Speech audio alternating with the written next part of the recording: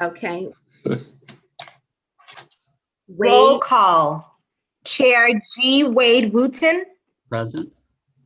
Mr. Charles Brown, Present. Mr. Hunter Thomas.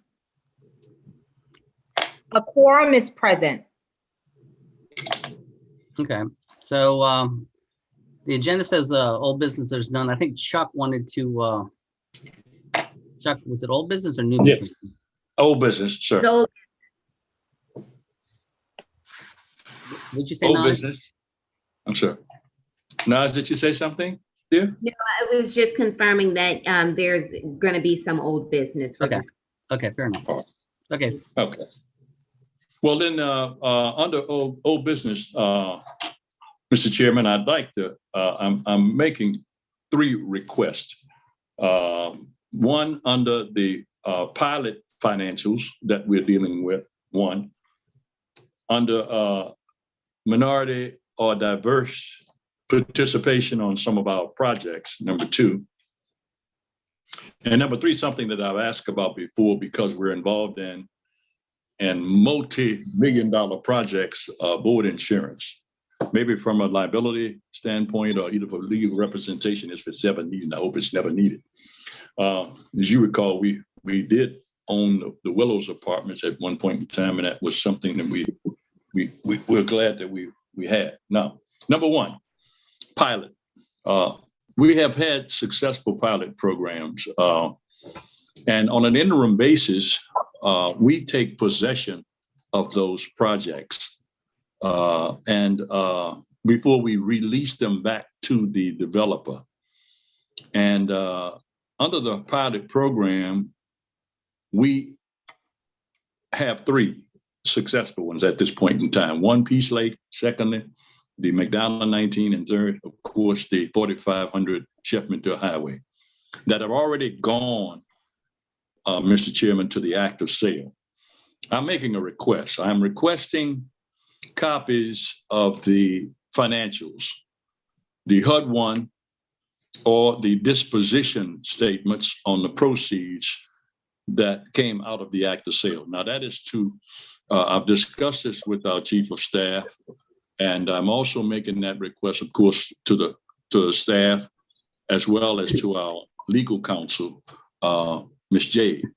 So that's my first request. Any questions about that request? Can I interject before you move on to the second one? Because yes, sir. I mean, to some degree, I personally I would defer to Jade. I mean, my hunch is I think most of what Finance Authority does is subject to freedom of information requests. That's right. Unless there's a specific exception, which I just don't know if an exception applies or not. But Jade, I think Jade, are you on the call? Hey, Wade, I'm here. Okay. And you're right. All of this is subject to public records requests. Mm-hmm. Mr. Brown, we can certainly share all of the closing documents with you for each one of the transactions, keeping in mind that, you know, for each one of those transactions, the pilot is just a very small piece of a larger transaction. And so you might find yourself overwhelmed with all of the closing documents, but we are happy to share those so that you have the opportunity to review. I appreciate it, Ms. Russell. Jade, it's been so long since I've looked at Louisiana's requirements. I mean, are there any technicalities that have to be dealt with? I mean, does it require a written request, or does this suffice? I don't know. Or do you need I mean, as a board member, you know, you are well within your rights to information. You know, typically the only time we would really ask for a board member to submit a formal public records request is if it's something that is highly sensitive, even though it's public realm. So that would be the only time that we would request that. But in these circumstances, these are wide open public records, so we're happy to share them with you. Okay, great. Okay, Chuck. So all right. Hopefully that addresses your first issue. Yes, sir, it does. Okay. The second request, this is The second topic is minority participation or diversity of our projects. So on those construction projects, there are millions of dollars that are in our community through our pilot, which is our ad valorem taxes. That is, it's actually payment in lieu of ad valorem taxes or payment in lieu of taxes. And these projects, I am requesting, Wade, a detailed report on the diversity of not our staff and anything like that, our operations. Of course, that's diverse, but the diversity and the minority participation on the projects that meet, I would think, the standards that are established by the city of New Orleans as a goal. So that's my second request. Chuck, can I interject really quickly? Sure. My question would be, are you curious about this in terms of the individuals receiving the loan? Or who ultimately is benefiting, or is it with regard to renovations? I think you struck upon an excellent point, Mr. Chairman. The point that you're making is that it not only encompasses the construction dollars that are going into our community, because of course, this city needs construction. It needs construction on a large scale. And I'd just like to see the diversity of those dollars going throughout our community. And I'm not saying that it's not happening. I just like a detailed report of it happening. My pride is in the Finance Authority of New Orleans being one of the agencies in our community that's promoting and is doing things that promote construction activities on a large scale, millions of dollars in the Peace Lake project and the McDonald 19 project and the project that we have at the 4500 block of Shepherdton Highway, a building that was standing there unused for years and years and now being used. So even though that's happening, it's getting back into commerce. We'd like to see those dollars diverse. Hey, Mr. Throughout. Brown. Yes, ma'am. This is Jade. I didn't mean to cut you off, but just wanted to let you and Wade both know, the committee members as well, that we actually thought about that ahead of time and thought about that as we rolled out the pilot program. Yes. All of the lease agreements that you mentioned on the 3 projects that have closed, as well as all projects going forward, they do have a DBE participation goal on each one of those projects. There are standards. I'm happy to share those DBE good faith standards with you. Those projects are all subject to a DBE, a DBE goal. Yes, sir. And we have the ability, based on the terms and conditions built into the lease, to claw back the pilot in the event that a developer does not use good faith efforts as defined in those standards, that they don't use those good faith efforts to utilize and meet, utilize DBEs and meet the goal that's presented in the document. So we do follow the city's 35% participation goal. So I think we've already. Okay, very good. But I'm happy to share those standards with you. And if you have any feedback or comments, I'm happy to take those for purposes of future closings. Okay, well, thank you very much. I'm impressed with the work that you working along with the city and its attorneys and meeting those goals. If you can provide me with that and that we're meeting those goals, I think that's an outstanding thing that we can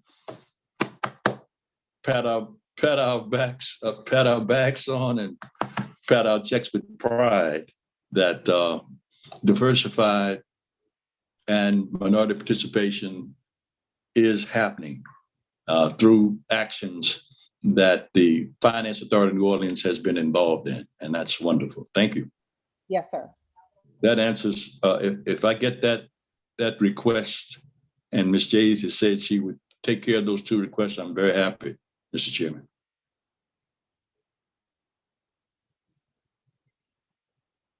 Okay, it's still, okay, I have, in the last request, and that is something that I've requested many times, and I'm bringing it up again only because it's something I think would be good to have. And I've already talked to the director of our agency, the chief of staff, and she's now working on that. That is board insurance. She's just looking at working, I guess, along with Mr. Byron. I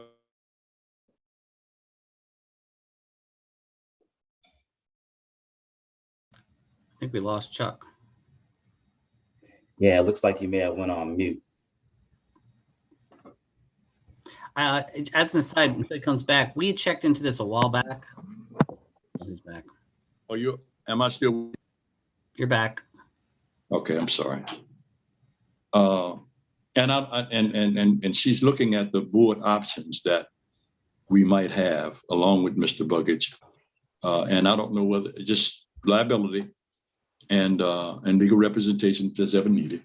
And because these are very large scale, and we're not a limited liability corporation, we're a public agency. So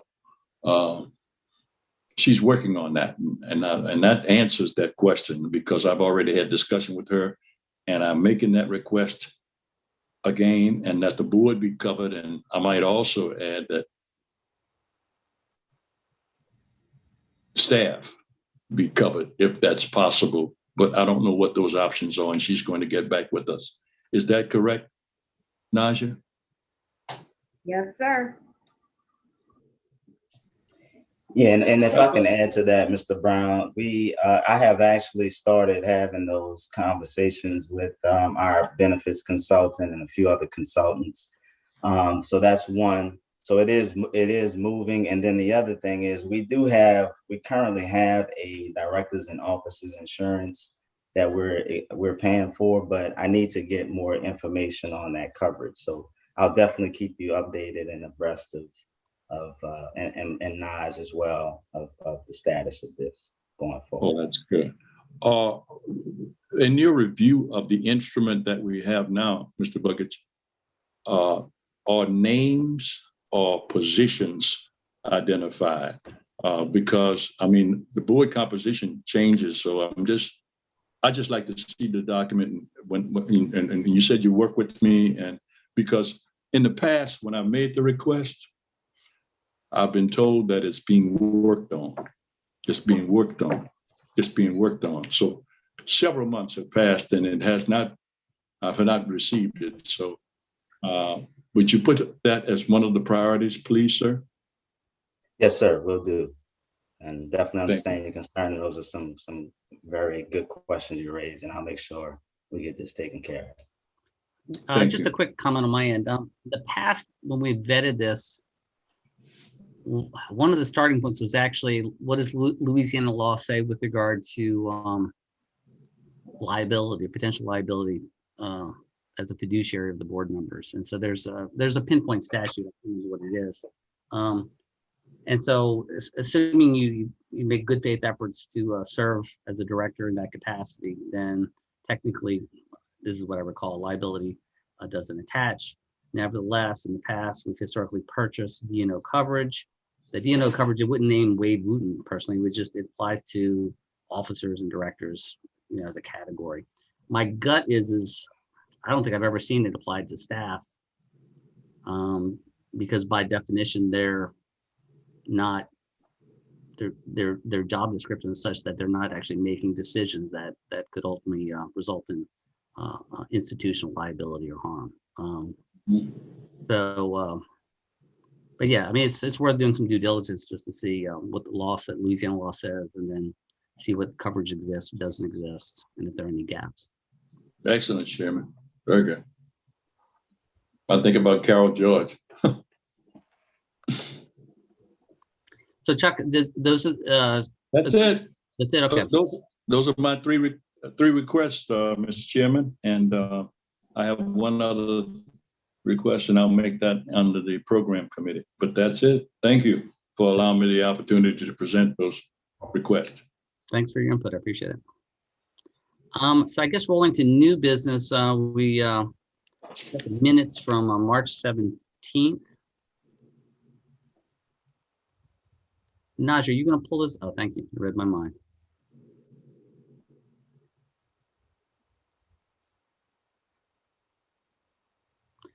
I don't recall for the March 17th meeting whether I don't think there were any action items. I think they're all reports. Okay. So that said, then I guess it's just you and me, Chuck. Chuck, would you mind making a motion to receive the minutes from March 17th, 2021, please? Mr. Chairman, I move that we receive the reports from the previous Finance and Investment Committee meeting. Okay, I'll second that. And all those in favor? Aye. Aye. And there's nobody else, so there's no nays, so it passes unanimously.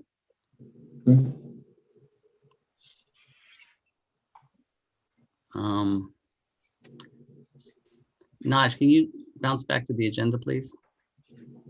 Thank you. I see something as a committee note. I'm not sure what, does that require? Yeah, that's gonna be me.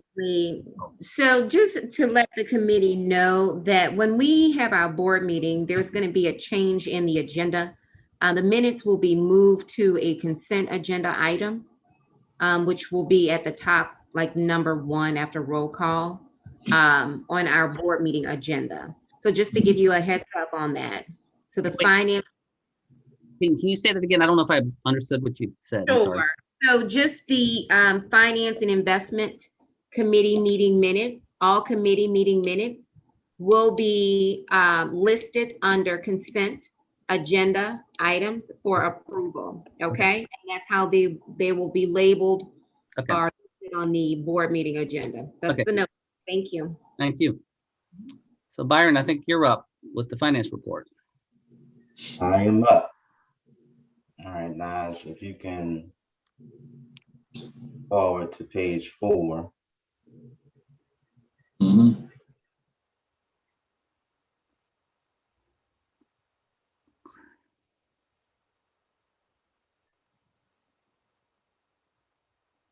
Okay, so this is the executive summary. Yeah, there we go.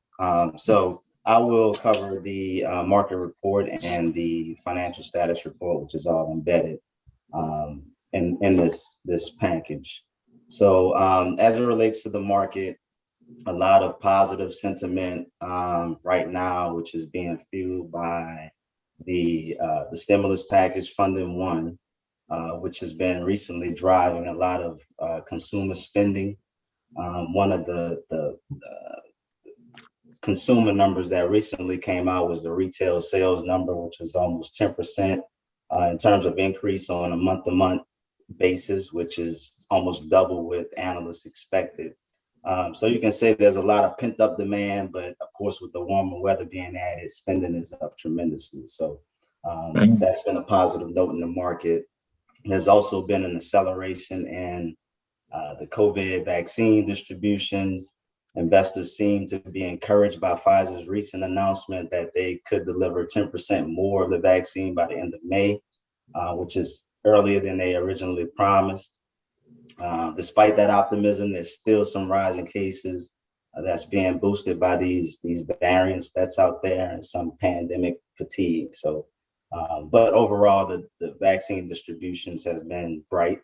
And then there's the Feds. They have some optimism on the economic recovery and keeping the rates unchanged, at least for this year. And so there's a lot of inflation talks early on, but there's no immediate concerns coming from the Fed at this time. They're going to continue their asset purchases to keep rates down well in advance of increasing rates. So they'll actually taper off the asset purchase before they start the interest rate hikes. So they plan to mirror this playbook that they played out in 2013 in that policy. So then you have the $1 trillion American Families Plan, and then a $2.3 trillion jobs plan being finalized by the White House. That's adding to the sentiment. And then unemployment showing some signs of improvement. Applications actually dropped by 193,000 from the prior read. So we're seeing some signs there. On a bond front, Treasury bonds have rallied over the past few weeks, driven by all this positive outlook and the Fed's confirmation of no rate hikes. We've seen a 10-year yield kind of start to scale up a little bit. Meanwhile, there's still strong demand for munis. Muni yields have actually declined slightly. They continue to be a little expensive compared to treasuries. A lot of that is driven by supply and demand. And then the assumption that taxes are likely to head higher in the coming months. And then also the massive amounts of stimulus that's just going to municipalities has kind of eased the fears of defaults, multiple municipal defaults, and just improving overall credit quality. So that's been driving the muni yields. And then on the mortgage side, the rates have increased from last year's lows, but and they're hovering around 3.1, but they're still historically low. So, even with the increase in rates, we're still seeing a lot of consumer optimism toward the housing market. And that continues to be positive. And then on the local side, Orleans Parish unemployment rate has decreased. So we saw it jump up for a few months. And so the latest data, which is February's data, it decreased to 8.6 from 9.1 in January, but it's still up 3.8. Up 3.8, which is where it was in February of last year. And then finally, on a local level, the mayor has announced the city will release their spending plan in the next few weeks. And according to the city, the funds will not be considered new money. I think the expectation is that it will go to replace money that was spent over the pandemic, and then also to fund a large loan repayment that they took out. And then there'll be some support for healthcare, some support for education, water and energy, and some telecommunications. So that's high level, but they'll come out a detailed plan in the next few weeks. Byron, quick question. Sure. In chatting with our financial advisor, usually they can provide kind of a, for lack of a better word, a trigger, like interest rates have to get to this magic point for us to consider a bond issuance. I guess, are we even anywhere in the realm of possibilities, or that's just too far out? Yeah, we're kind of far out now. We're not having those discussions. I think right now we're really focused on, we did the exercise we did on 5 ventures last year and just determining the feasibility of issuing the environmental impact bonds. What came out of that was that we just, there was a huge disconnect in the market, and I can show you one of these graphs coming up, but there's just a huge disconnect in the rates. And so we need to get those rates back in place before we can go out to market. That's one. And then two is that we wanted to focus on just releasing the green mortgage program and maybe start securitizing, getting the volume up for the mortgages before we do that. Okay, just curious. Thanks. That question, Wade, is excellent. What would be, just in addition to that, Byron, what would be, not from a consumer standpoint, but from a investment standpoint by the authority doing a bond issue, what would be a good rate of interest by the Treasury for us to be able to conduct a spread large enough, 2% that is, for us to do a bond issue? Well, you have to look at, so there's two data points. One would be the muni, looking at the muni market spread versus the, I'm sorry, let me back up. The muni market, how much we can issue these bonds for in comparison to the mortgage-backed security rates. So that would be the spread that we were used. So now we have, last year we had a disconnect where muni rates were, investors flee muni rates and yields shot up. And at the same time, we had mortgage-backed securities are at historical lows. So they kind of yields went down. But so in terms of tracking that, I mean, in terms of getting to we determine what rate, what's an ideal spread. Yes. They're very thin now, probably 30 basis points. But we would need to really track and monitor that spread between what we can issue these bonds for versus what mortgage-backed securities are going for right now. I see. But I can start, we can start showing some graphs and displaying some, some tracking mechanisms so we can kind of stay in tune with the committee and board on those items. Yeah, and I'm not suggesting, busy work. I mean, but the idea is, I just remember historically, there were times where interest rates were too low. And so our financial advisors say, no, it's got to get to, this level for us to even spend the time and effort to even conduct the due diligence. So, and at this time, they're thinking it's just not the opportune time, but he's right. keeping an eye on it. Yeah. Okay. Thank you. All right.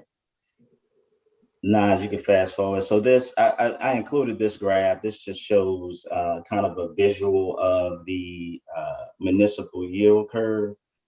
So this graph simply shows the movement of the yields across different maturities for a AA rated municipal month over month. So, you'll see the green line is last month, and then the blue line is current month, and you'll see the shift down. But then if you look at the graphs below the bar graphs, you'll see that more of the movement occurred toward the longer end of the curve. But this just gives a visual of movement and rates month over month in the muni space. Questions? Okay. No. This next graph kind of shows the Muni Treasury ratio, which is also it's an indicator of valuation and purchasing munis and what investors look at. So this shows the ratio of treasuries to munis over 5 years. This is after tax rates. And so, like I mentioned, it helps decide if munis are a better investment. So this graph, the blue line kind of represents the 10-year point with the 10-year average. And it also, the green represents the 2-year with this average as well. But basically the story here is just showing, with the recent movement of Treasury yields moving up, investors having more confidence in the market, they're getting out of Treasury. So, prices go down, yields go up. And then with the munis, as I mentioned, the recent movement, movement in rates down, just as it relates to, demand and potential tax increases, is showing a tightening of this ratio. So munis are becoming more expensive. You'll see that, you'll see how it's going further down toward as we get, toward March of 2021.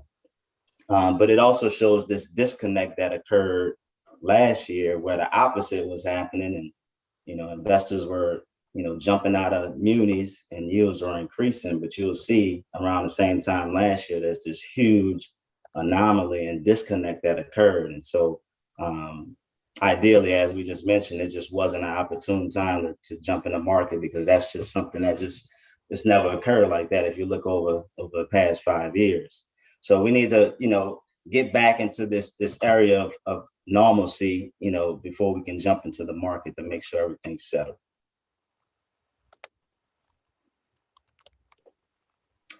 Any questions there on that graph, or any other questions on the market report? Nope, not for me. All right. So into the financial status report, same information. The look is a little bit different, but ideally I combined 2 pages into one, the revenues and expenses. So it's all consolidated. But for the month, year to date of February, we had 40,000 in actual revenue to a budget of 67,000. This was driven, the miss was driven primarily by multifamily income. We did not have any pilot or bond projects closed in February. On the expense side, we were favorable, 45,000, mostly favorable in all categories by 80,000, but that was offset mostly by a year-to-date increase in the consultant and professional services line, which is 29,000. I also added a column here at Mr. Brown's request at our last meeting, requested that we call out the community support fund expenses. So you'll see that that column is embedded in this report. Year to date, as of February, there were $2,000 in awarded community support funds. The most recent data, we did have 7,000 in the month of March.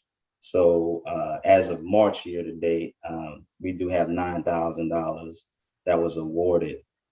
Total spent since inception is roughly 49.7 thousand, and we have about 50,000 remaining in that fund. All right, Naj, next page, please. May I comment on one thing? Sure. I'm happy that the general operating and building expense fund is there. However, and I see that you have extracted out that portion of the fund that's being used for the community development support fund.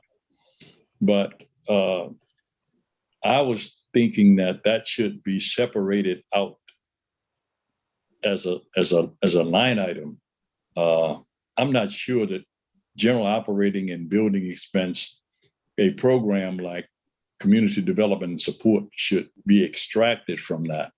If it doesn't, I just don't want us to have an audit problem, Wade. And if it is separated out like our other programs, our pathway is separated out. The multifamily is separated out, and extracting that, because we did it very quickly. That's my understanding. That's why it was, someone chose to take it from general operating and building expense. But I believe that it should be under a separate line item or a separate program activity, and not mixed with general operating and building expense. That's just my comment. Yeah, Byron, it looks a little strange to have a dedicated column for community support. I mean, there's only $2,000 in it.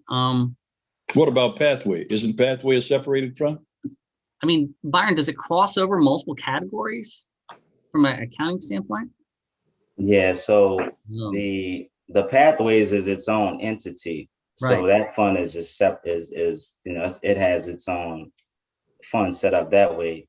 As Mr. Brown mentioned, this came out of just, our expenses. This is just a decision that was made on the fly last year that we didn't really budget for or even set up a fund for this. So those expenses came out of our general fund. Now, if we set up a separate entity, maybe, there's different ways we can look at this. I mean, if from an accounting standpoint, this has been set up to have in a chart of accounts to have its own fund number and all of that. This is more visual in nature, but I can certainly look into and talk with our auditors about the most convenient way the appropriate way to look at that and get their suggestion.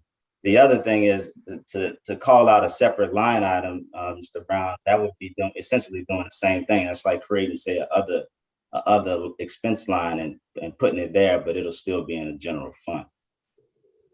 It would be in a general fund, but it would be in a general fund, but not extracted from a line item budget of building expense and general operating. Yeah, and there's some subcategories here that this rolls up to there's a miscellaneous other expense line that rolls up to the general operating and building expense. So it's probably, if you look at that, you may say, yeah, that seems out of place, but there is some subcategories that would be fitting for that line, if that makes sense. I mean, yes, under general operating. Go ahead. Sorry, I'm sorry. What? I'm listening. Oh, I mean, so I understand Chuck's request. That the idea is trying to do it in a way that is harmonious with how we're currently capturing this. I mean, because this kind of sticks out like a sore thumb. I don't know what the solution is. It's really just reporting perspective to the board. Maybe chat with. Yeah, and one of the things that I know in the past we've just been reporting on the operating fund, and that's what we've been setting the budget and allocating the budget towards. But one of the things going forward is that I've been wanting to do is expand this to actually show all the funds on one page. So it will essentially look like this, where you have the general fund, the community fund, right, the pathways, the unrestricted. So it'll essentially look like this. And it's just hard to figure out what's allocated to the, right, in terms of other expenses to the community support fund. But if you look at our audited financials, we do have a page that kind of that has all the funds right carved out like that. Well, it sounds like there's agreement that this is needs a little more rethinking. We're not quite sure what the solution is. So, I agree. Okay. We appreciate your efforts. All right, now we can move to the next page. Okay. So this page shows the 13-month trend on our revenues and expenses. That's the prior page. Now, page 8.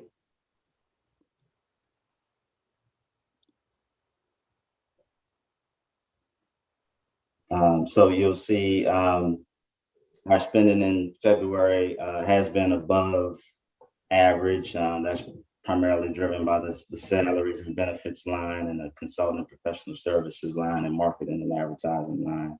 There's some time in there, so that'll probably smooth out as we go through the year. Next page.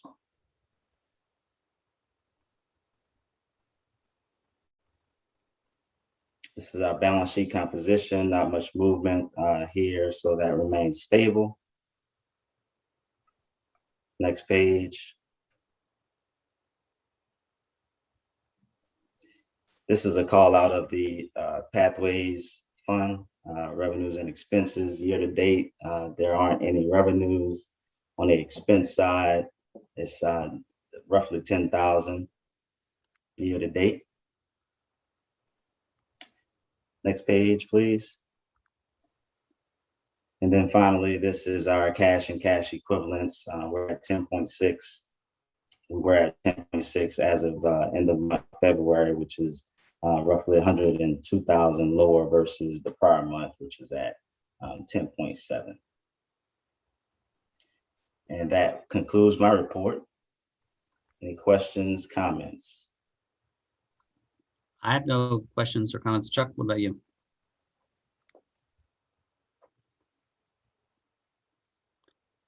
You're on mute, Chuck.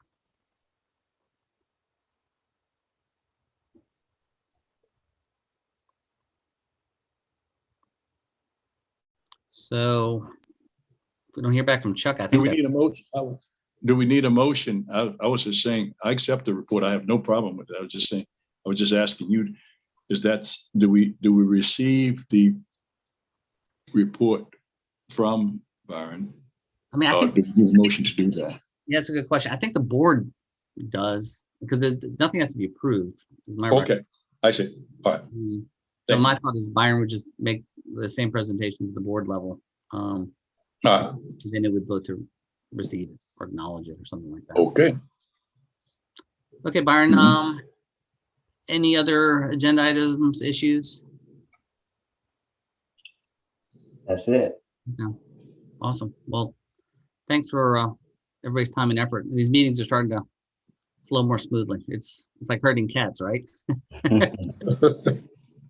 And to keep everybody going in the right direction. Okay, well, I Okay. appreciate your time. All right. So I guess the meeting is formally adjourned. Okay, I move for adjournment, Mr. Chairman. Second. All right.